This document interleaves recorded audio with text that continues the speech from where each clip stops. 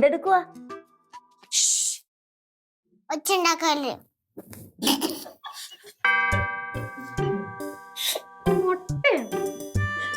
Hello, അതെ, എന്ത് ചെയ്യുവാ?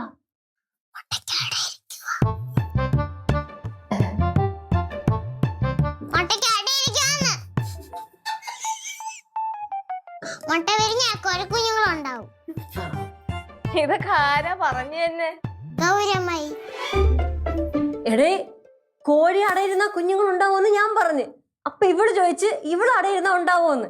അപ്പൊ ഞാൻ തമാശക്ക് പറഞ്ഞു ഇവളെ പോലത്തെ 4 കുഞ്ഞുങ്ങൾ ഉണ്ടാവുമെന്ന്. അത് ഇവളിങ്ങനെ കയറി ഇരിക്കുന്നത് ഞാൻ വിചാരിച്ച. അമ്മ